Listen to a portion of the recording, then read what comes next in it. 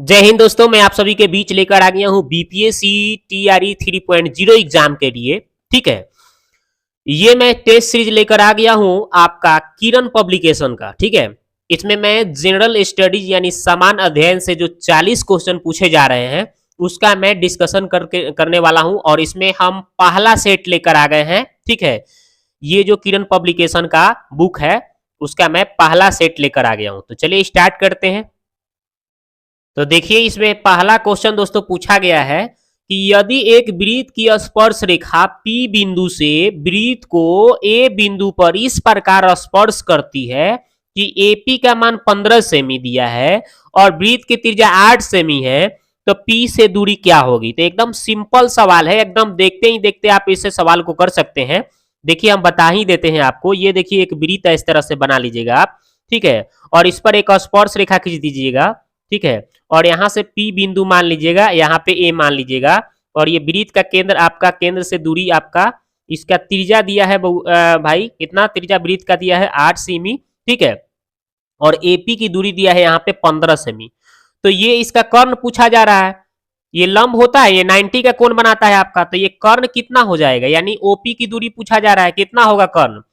तो आपको पता होगा लंब स्क्वायर प्लस आधार स्क्वायर, यानी 8 और 15 का स्क्वायर रूट में करिएगा दोस्तों, तो पता है कितना आएगा। 8 का स्क्वायर 64, 17, 15 का स्क्वायर 225, जोड़िएगा तो 289, या 289 का 17 आ जाता है, यानी आपका ये 17 आएगा। इसको आप सोल्व करेंगे तो 17 आएगा। ठीक है, ऐसे भी ट्रिपलेट अगर आपको याद होगा तो 8, 15 और 17 का ये ट्रिपलेट है, तो यानी यहाँ पे 17 आंसर होगा।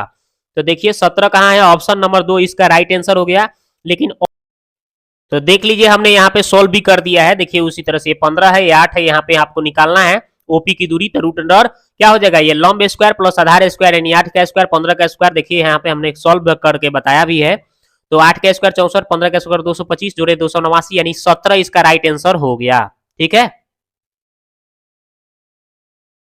तो इसका आंसर 17 हो गया। अगला सवाल देखिए, ये दूसरा सवाल देखिए, यहाँ पे 82 नंबर जो बोला है इसको देखिए।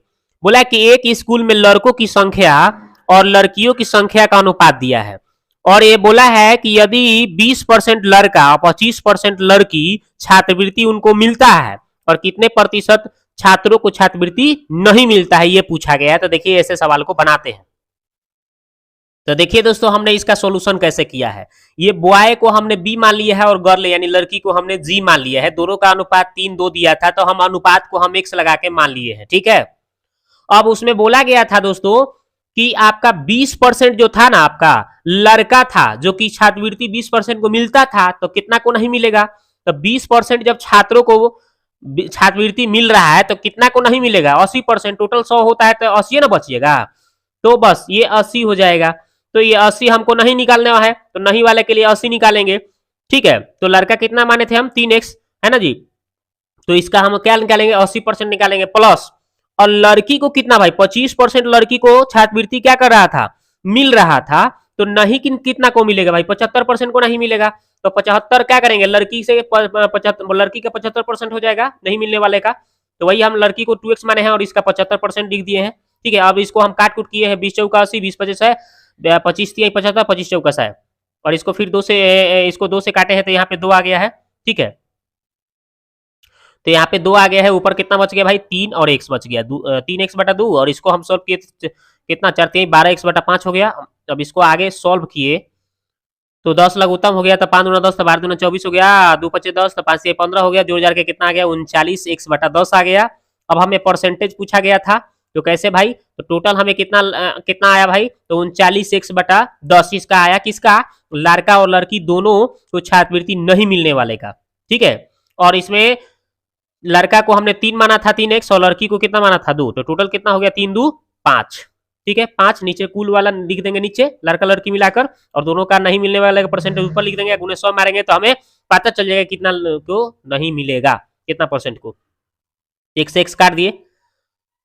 अब क्या किए, 39 बटा 10, अब यहाँ पे 1/5 को तो 1 ऊपर और 5 नीचे कर दिए। ठीक है, अब इसको हम काटेंगे तो देख लीजिए, यहाँ पे 10 बचे 50, 50 दूना 100। ठीक है, और 39 दूना कितना हो जाएगा, 78% इसका राइट आंसर हो जाएगा। ठीक है, तो इसका आंसर हो जाएगा 78%, ऑप्शन नंबर बी, यानी दूसरा। अब देखते हैं अगला सवाल, एक साइकिल द्वारा एक निश्चित दिशा में डी दूरी एक निश्चित चाल से तय किया जा रहा है, ठीक है, और यदि एक जॉगर उसी उससे दुगुना समय में, है ना, दुगुना टाइम में आधा दूरी तय करता है, तो तो साइकिल चालक की चाल और जॉगर की चाल का अनुपात पूछ रहा है। देखिए कैसे बनाते हैं। तो ये देखिए हमने सॉल्व किया, तो डी हम दूरी मान लिए, समय को टी मान लिए, तो साइकिल की चाल क्या हो जाएगा, डी/2, ठीक है। अब स्पीड, अब जॉगर की चाल क्या हो जाएगा, वो बोला था कि आधा दूरी तय कर रहा था, उसको टाइम डबल लग रहा था, तो आधा दूरी टाइम जॉगर का जो चाल था वो बोल रहा था ना कि उसको चाल जो था आपका कितना, आधा दूरी तय करने में उसको दुगुना टाइम लग रहा था, ये जो बोला था हमने लिख दिया है। अब इसी को थोड़ा सा आगे बढ़ाए हैं, तो डी/2 जो है इसको पहले लिखे हैं और इसको हम बटा एक लगा के तिरछा तिरछी मतलब उधर मतलब गुना में लिखेंगे तो एक ऊपर चल जाएगा, 2t नीचे हो जाएगा। अब इसको हम डी में 1 से तो डी, या नीचे 2 दूना 4t हो गया। अब इसका अनुपात निकालेंगे हम, तो देखिए, तो साइकिल का चाल हमें कितना आया है, डी/2, और हमें जॉगर की चाल कितना आया है, तो डी/4t। अब इसको हमने क्या किया, अनुपात निकाला है, तो डी/2 और 4d बटे नहीं d/4t कर लिए। अब इसको काटेंगे हम, तो आपको पता चल जाएगा। यहाँ पे देखिए इसको हमने ऐसे ही छाप दिया और इसको उलट देंगे, गुना में लिखेंगे तो, ठीक है। अब उसके बाद में हमने क्या किया है, ये डी से डी क्या है काट दिए हैं और टी से टी काट दिए हैं, तो ऊपर 4 नीचे 1, यानी 4:1 आंसर। तो सीधा सीधा इसका आंसर 4:1, ऑप्शन नंबर बी हो गया। दूसरा हो गया। अगला सवाल देखिए, बोल रहा है कि महेश और हरीश एक व्यवसाय में 20,000 रुपया और 30,000 रुपए का निवेश करते हैं। लोग 20,000 30,000 लगाते हैं लोग, महेश और हरीश। 3 महीना बाद हरीश अपने निवेश में से 5,000 रुपया निकाल लेता है, तो उनके बीच का प्राप्त लाभ प्रतिशत कितना होगा, ये पूछ रहा है। ठीक है भाई, तो चलिए देखते हैं इसको। तो देख लीजिए, यहाँ पे महेश द्वारा निवेश और हरीश द्वारा निवेश का अनुपात लिख दिया हूं, ठीक है। तो महेश 1 साल के लिए लगा रहा था भाई, ठीक है ना। उसमें एक वर्ष की बात की गई थी, तो 1 वर्ष के लिए कितना हो जाएगा, 12 से गुना करेंगे ना जी, 12 महीना 1 साल मतलब, तब 20,000। और हरीश जो था आपका, वो क्या कर रहा था कि 3 महीना के लिए लगा रहा था 30,000, तो 3 महीना, ठीक है। और उसमें ये भी बात बोला गया था, तो जब यहाँ पे 3 महीना की बात हो रही है, उसमें क्वेश्चन में दिया था कि महेश और हरीश जो था आपका 20,000 और 30,000 रुपये लगा रहा था, ठीक है। 3 महीना बाद जो था वो क्या कर रहा था, अपना निवेश का 5,000 रुपया निकाल ले रहा था। निवेश में से कितना, 5,000 रुपया निकाल ले रहा था, ठीक है, 3 महीना बाद। तो 30,000 तो 3 महीना तक ले 30,000 उसका चला 3 महीना, ठीक है। उसके बाद 3 महीना बाद यानी 9 महीना बच गया, जो 5,000 निकालने के बाद यानी 25,000, ठीक है ना।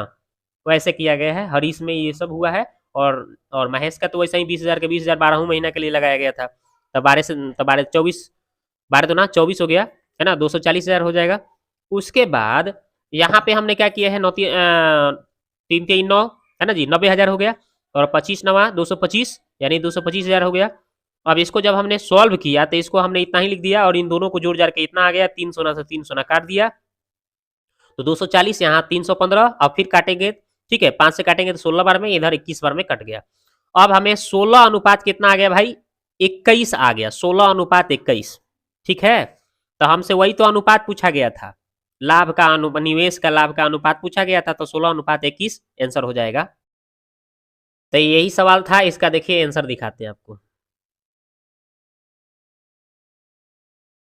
तो देखिए इसका आपका आंसर कितना हो गया, तो इसका आंसर देख लीजिए, 16:21 आया था ना। ऑप्शन नंबर कितना हो जाएगा इसका, ऑप्शन नंबर 4 हो जाएगा आंसर। अगला देखते हैं ये। अब देखिए ये सवाल क्या बोला है, इसको देखते हैं। बोला है कि जब एक साइकिल निर्माता साइकिल का विक्रय मूल्य 50% घटा देता है, ठीक है, 50% विक्रय मूल्य, बेचने का दाम 50% कम कर दिया, माने 200 का था तो उसको एकदम 100 रुपए में बेचना चालू कर दिया। तब बिकने वाली जो साइकिल की संख्या थी तेजी से 700% बढ़ गया, मतलब पहले से बिक रहा था उसमें 700% ज्यादा बिचाने लगा। अब क्या हुआ कि आरंभ में निर्माता 140% का लाभ प्राप्त होता था, अब कितना नया लाभ हो रहा है वो पूछा गया है। तो देखिए बताते हैं आपको। तो देखिए दोस्तों, यहाँ पे साइकिल का एसपी मतलब कि हम अगर मान के चलते हैं कि कितना था, पहले से 100 रुपया में बेच रहा था, ठीक है। तो उसमें 100 का 240%, 240% कहाँ से आ गया आपका, 240%, क्योंकि बोला था ना 140% लाभ प्राप्त होता था। 140 यानी 100 में 140 बढ़ा देंगे तो 240 हो जाएगा, तो 100 का 240% निकालेंगे हम तो कितना हो जाएगा भाई, तो 240 हो जाएगा काट कूट करने पर। ठीक है, अब आगे बढ़ा रहे हैं, नया एसपी क्या हो जाएगा, नया जो इसका विक्रय मूल्य होगा, ये 240 का 50% का कर रहा था, 50% कम कर रहा था ना, तो 50% हो जाएगा, बच जाएगा, है ना जी। 50%, 100 का 50% कम कीजिएगा तो 50% ही बचेगा, तो 50% इसका निकालेंगे हम तो कितना हो गया, 120 रुपया। अब बेचे गए साइकिल जो था कितना, 1 का 800% निकालेंगे भाई। 1 का 800% निकालेंगे, क्यों भाई, क्योंकि 7% 700% बढ़ जा रहा था, तो 100% माने थे आप, और 700 बढ़ेगा तो कितना हो जाएगा, 800 हो जाएगा, होगा कि नहीं। एक साइकिल का विक्रय मूल्य कितना बढ़ रहा था, उस साइकिल का जो बिकने का जो था बढ़ जा रहा था कितना, 700%। तो 700% यानी कि पहले से 100 था तो एक 700 बढ़ जाएगा तो 800% हो जाएगा, तो 1 का 800% कितना हो जाएगा, 8 हो जाएगा। ठीक है, 8 हो जाएगा। अब देख रहे हैं तो नया एसपी क्या हो जाएगा, एक का 120 था ना, तो 8 गो का कितना हो जाएगा, 960। और इसका क्रय मूल्य कितना हो जाएगा, 8 गो बिक रहा था ना, तो 8 का इसका क्रय मूल्य निकालेंगे तो 100 माने थे ना जी, 100 पर था तो 8 कितना हो जाएगा, 800। अब हम लाभ परसेंट, नया लाभ परसेंट निकालेंगे तो विक्रय मूल्य में से क्रय मूल्य घटाएंगे, नीचे क्रय मूल्य लिखेंगे गुणे 100। ठीक है, तो इसका आंसर हो जाएगा दोस्तों क्या, देख लीजिए, इसको हम काट कूट करेंगे, इसको तो क्या हो जाएगा, घटाएंगे तो 160 हो जाएगा, नीचे 800 हो जाएगा, ये 100, ये 2 शून्य से 2 शून्य गया। ठीक है, अब इसको 8 से काटेंगे ये 160 को तो कितना हो जाएगा, 20 बार में कट जाएगा, यानी इसका 20% राइट आंसर हो जाएगा, 20%। तो इसका आंसर हो जाएगा सीधा सीधा आपका 20%। 20% किधर ऑप्शन में दिया है, तो देखिए ऑप्शन नंबर 4 हो जाएगा। अब अगला सवाल देखिए, ये सवाल ये बोला है कि अब यहाँ से आपका जीके जीएस शुरू हो गया, इसको देखते हैं।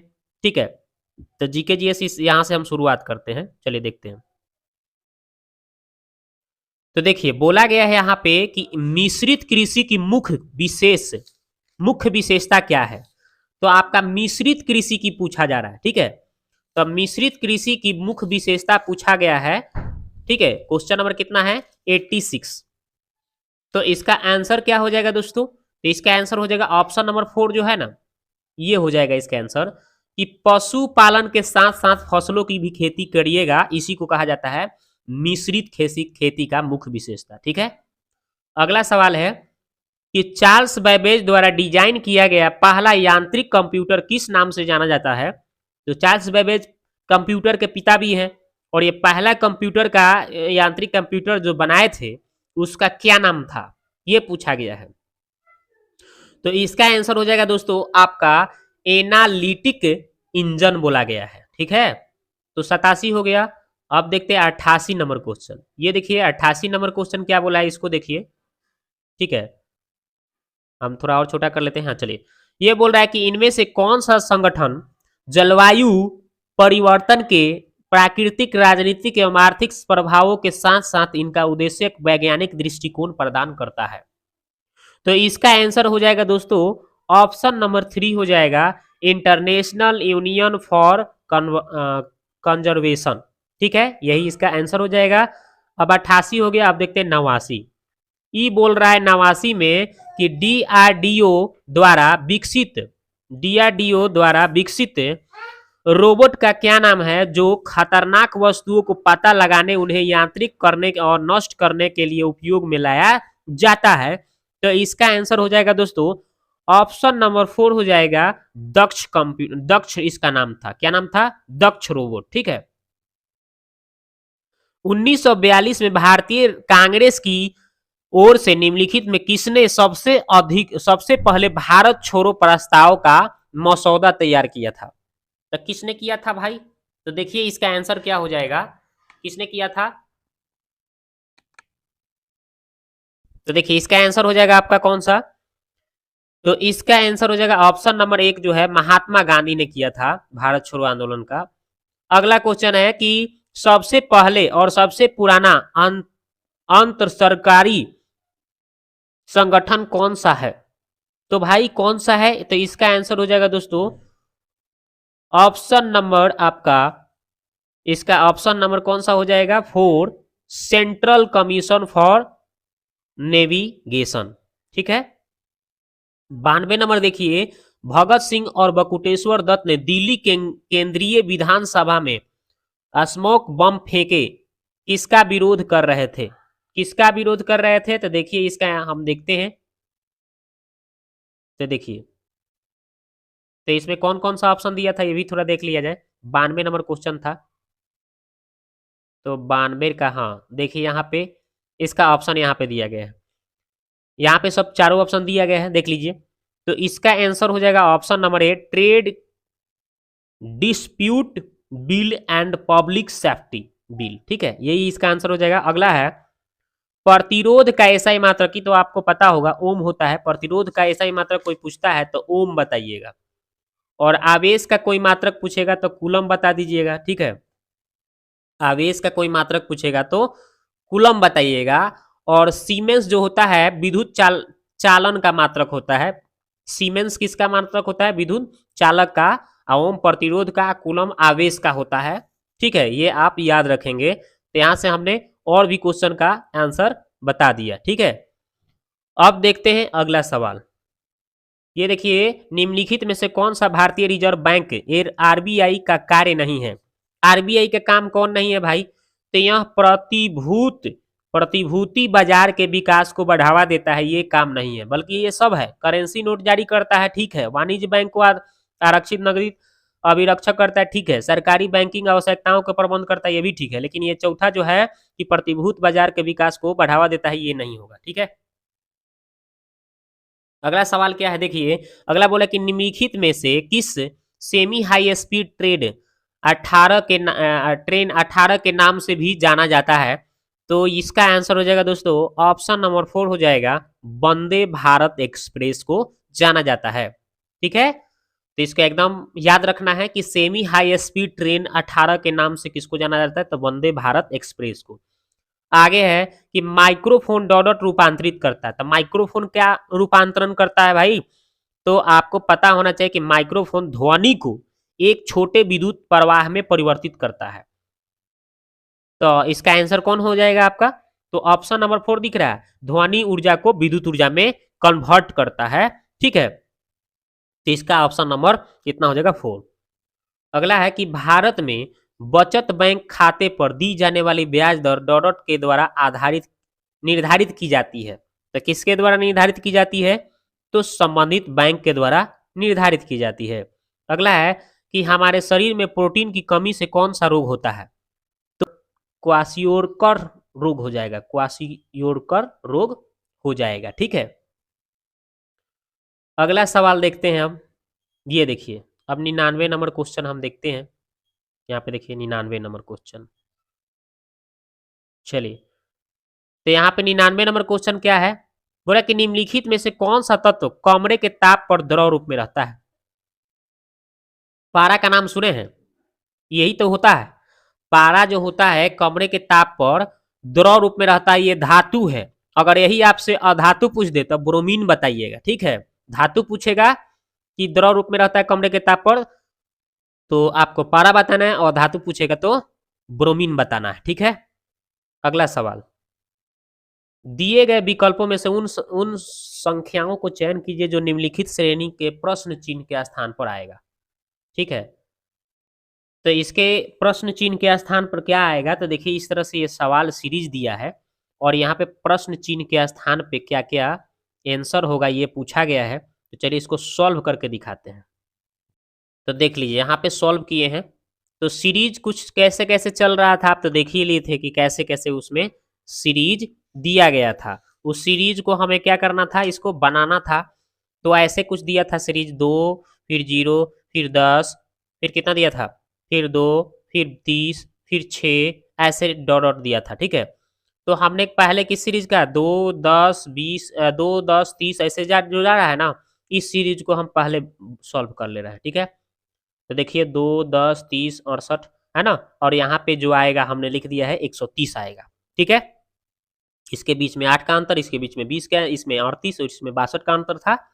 फिर इन दोनों के बीच 12, फिर इन दोनों के बीच 18, फिर इन दोनों के बीच 24, और फिर इन दोनों के बीच में कितना अंतर है? ये देखिए, फिर इन दोनों के बीच 8 6 और इन दोनों के बीच में 6 अंतर है और टोटल को सॉल्व करने पर 130 आया है।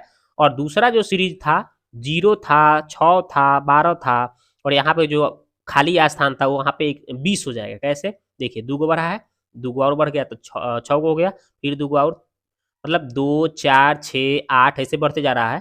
ठीक है? तो यहाँ 12 8 कितना हो जाएगा? 20 हो जाएगा। ठीक है? तो आपका 130 और कितना हो जाएगा? 20 हो जाएगा आंसर। तो देख लीजिए 130 और 20 130 और 20 कहाँ है? ऑप्शन नंबर 3 आंसर हो गया। ठीक है, अगला देखिए। तो आप देखिए दोस्तों 101 नंबर सवाल देखते हैं। इसमें बोला गया है कि मान लीजिए P और Q अंकगणितीय संक्रिया यदि 24 P 12 Q 13 बराबर 15 है, इसी प्रकार 16 Q 56 P 14 बराबर 20 है, तो इसी प्रकार इसका मान क्या है? तो देखिए इसको सोल्व करते हैं। तो देखिए इसको हमने कैसे सॉल्व किया है, ये इतना बराबर 15 दिया था, हमने लिख दिया। अब हम देखिए यहाँ पे P का वैल्यू और Q का वैल्यू क्या रखेंगे कि यहाँ पे 15 हो जाएगा। तो हम P का संक्रिया क्या मान लेते हैं? भाग, और Q का संक्रिया जोड़ मान लेते हैं, तो ये आराम से हो जाएगा। देखिए 12 से आप 24 को काटेंगे तो कितना बार में कट जाएगा? 2 बार में कट जाएगा। और इसमें 13 को जोड़ देंगे तो कितना हो जाएगा? जोड़ेंगे तो कितना हो जाएगा? 13 2 15, जो कि सेटिस्फाइड कर रहा है। इसी तरह से आपका Q का वैल्यू क्या माने थे? प्लस, और P का वैल्यू क्या? भाग। ठीक है, तो इसको हम कर देंगे। तो 14 में 56 से भाग देंगे तो 14 चौको 56 4 और यहाँ पे 16 जोड़ देंगे तो 20 आ जाएगा। तो इसी तरह से हमको इसका मान पूछा गया था, तो 87 P और यहाँ पे Q है, तो P के स्थान पे भाग देना था और Q के स्थान पे प्लस कर देना है। तो 29 में 3 से 29 से इसको हम 87 को भाग देंगे तो 3 बार में कट जाएगा और ये 22 है, जोड़ देंगे तो 25 आंसर हो जाएगा। तो इसका आंसर कौन सा हो जाएगा आपका? 25, ऑप्शन नंबर 3 हो जाएगा आंसर। ठीक है, अगला सवाल देखिए। ये सवाल बोला गया है दोस्तों कि निम्नलिखित तालिका में एक परिवार की विभिन्न मदों, है ना, विभिन्न मदों का व्यय का विवरण दर्शाया गया है। देखिए यहाँ पे मद, भोजन, कपड़ा, किराया, शिक्षा, विविध, ये सब दिया है। व्यय दिया है 4000, 2500, 1500, 400, 1600। अब यहाँ पे बोला है कि यदि भोजन के व्यय को दुगुना कर दे, मतलब 4000 था तो 4 दूना 8000 हो जाएगा, और अन्य सभी मदों पर व्यय का आधा कर देना है, मतलब इस सब को जोड़ जाड़ के इसको आधा कर देना है, और भोजन का व्यय होने वाली की वृद्धि और कुल व्यय के लगभग कितने परसेंट है ये निकालना है। तो देखिए कैसे हम निकालेंगे। तो देख लीजिए भोजन पर व्यय कितना हो गया? 4000 दुना कितना हो जाएगा? 8000। ठीक है, और हम दूसरे मदों पर टोटल जोड़ का है, जो 4000 है उसको छोड़ दीजिए, सबको जोड़ के उसको क्या करना था? वो आधा करना था। तो आधा कैसे होगा? सबको जोड़ेंगे तो 6000 आधा करेंगे तो 3000 आ जा रहा है। अब इसका परसेंटेज निकालना है दोस्तों। तो 4000 में से ये 8000 आया है और ये 3000 आया है। ठीक है, और टोटल मतलब तो बोला था भोजन और जो कुल का जो हाफ था ना उसका वृद्धि का परसेंट निकालना था। तो कुल हमें भोजन पर 4000 आया है। ठीक है ना, 4000 दिया था और इसका हाफ करने पर कितना आया? 2000 के 3000। तो इसका अंतर कितना हो जाएगा? 1000 और बटा 3000 पर निकालना था जो आधा किया गया था, तो बटा 3000, और इसको हम काट कूट करेंगे तो कितना आ जा रहा है? तो एक 3 सोना से 3 सोना, अब बटा में 3 बचेगा, 100 बटा 3 यानी 33.33 आएगा, लेकिन लगभग में हम कितना बोल देंगे? 33%। ठीक है, तो इसका आंसर हो जाएगा आपका 33%। कितना हो जाएगा? 33%। तो देखिए कहाँ पे है इसका उत्तर? 33% कहाँ दिया है? देख लीजिए ये सवाल है, इसका 33% आंसर आपका ऑप्शन नंबर 4 में दिया है। अब देखते हैं अगला सवाल।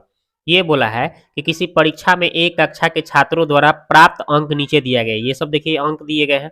ठीक है, और बोला है कितने छात्रों का अंक कक्षा के औसत सीमा का कितना है?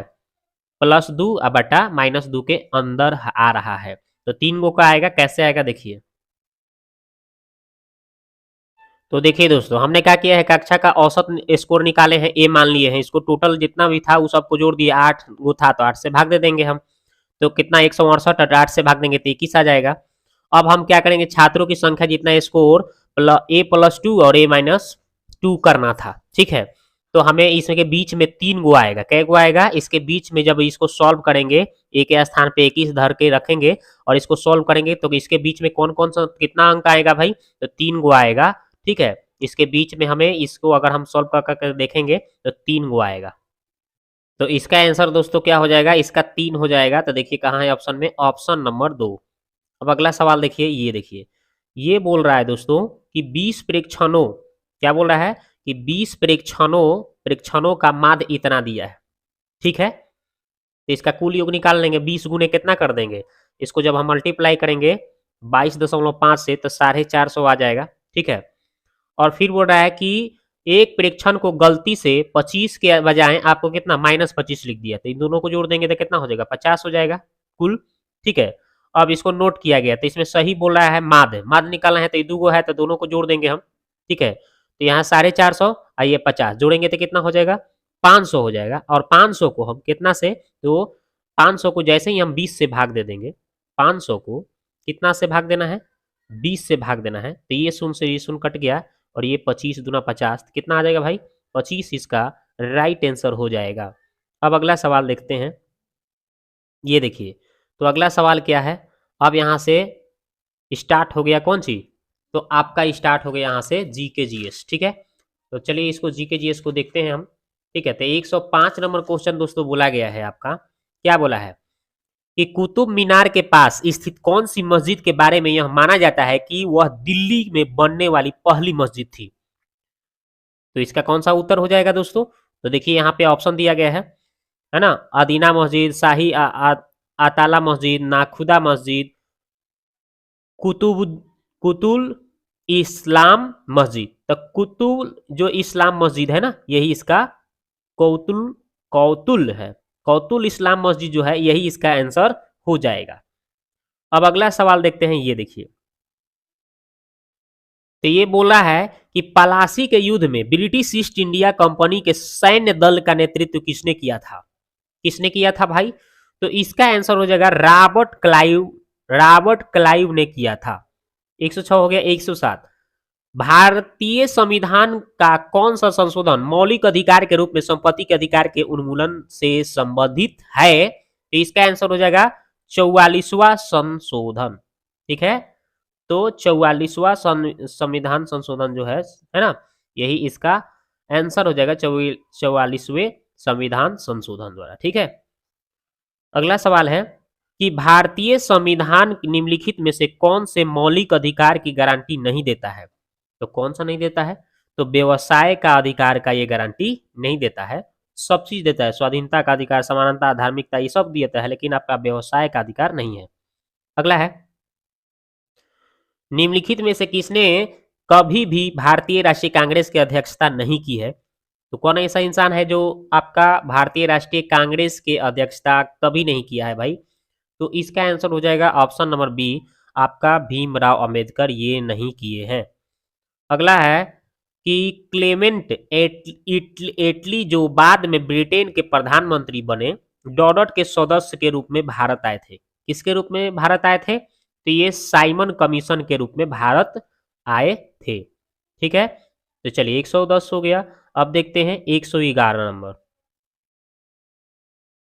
तो देखिए 111 नंबर क्या बोला है क्वेश्चन, बोला है कि युवा मतदाताओं को अधिक से अधिक संख्या में राजनीतिक प्रक्रिया में भाग लेने को प्रोत्साहित करने के लिए भारत सरकार द्वारा डॉडट को राष्ट्रीय मतदाता दिवस के रूप में मनाने का निर्णय लिया गया, तो भाई इसका आंसर हो जाएगा 25 जनवरी। अगला क्वेश्चन है, मिशन इंद्रधनुष निम्नलिखित में से किस सरकारी योजना से संबंधित है, तो इसका आंसर हो जाएगा दोस्तों ऑप्शन नंबर 3, बाल टीकाकरण। अगला है, निम्नलिखित में से कौन सा कथन स्वाधार गृह योजना है, तो इसका आंसर हो जाएगा ऑप्शन नंबर 3, यानी क्या हो जाएगा, सामाजिक रूप से पिछड़े महिलाओं को सरकारी नौकरियां प्रदान करना। अगला है, किस महान स्वतंत्रता सेनानी को देश बंधु के नाम से जाना जाता है, तो इसका तो आंसर आप लोगों को पता होगा, चित्तरंजन दास। ठीक है, अगला सवाल है कि निम्नलिखित में से कौन सा पादप हार्मोन है, तो पादप हार्मोन कौन है इसमें, तो इसमें आपका पादप हार्मोन ऑप्शन नंबर 4 देख रहे हैं, ऑक्जिन यही है। ठीक है, अगला सवाल है कि निम्नलिखित में से कौन सा डिजिटल इंडिया कार्यक्रम के अंतर्गत विकसित किए जाने वाले क्षेत्र का हिस्सा नहीं है, तो इसका आंसर हो जाएगा दोस्तों ऑप्शन नंबर 4, आपका सभी के लिए सरकारी विद्यालयों में शिक्षा। चलिए, तो 116 हो गया, 117 देखिए, ये देखिए यहाँ पे क्या बोला गया है कि पृथ्वी पर्यावरण और प्रदूषण के बारे में सार्वजनिक जागरूकता बढ़ाने के लिए प्रत्येक वर्ष दुनिया भर में निम्नलिखित में से कौन सा दिन पृथ्वी दिवस के रूप में मनाया जाता है। तो पृथ्वी दिवस के रूप में कौन सा दिन मनाया जाता है, तो इसका आपको आंसर पता होगा दोस्तों, क्या हो जाएगा इसका आंसर। तो ऑप्शन नंबर 3 है 22 अप्रैल को मनाया जाता है। अगला सवाल है, दादा साहेब फाल्के पुरस्कार किस क्षेत्र की प्रसिद्ध हस्तियों को उनके उल्लेखनीय योगदान के लिए प्रदान किए जाने वाला सर्वोच्च पुरस्कार है। तो इसका आंसर हो जाएगा दोस्तों ऑप्शन नंबर 3 सिनेमा के क्षेत्र में। अगला है कि कौन सी दो नदियां अगला है कि कौन सी दो नदियां पटिसीमा लिफ्ट सिंचाई परियोजना द्वारा जोड़ा गया है। तो इसका आंसर हो जाएगा दोस्तों ऑप्शन नंबर 3 गोदावरी और कृष्णा।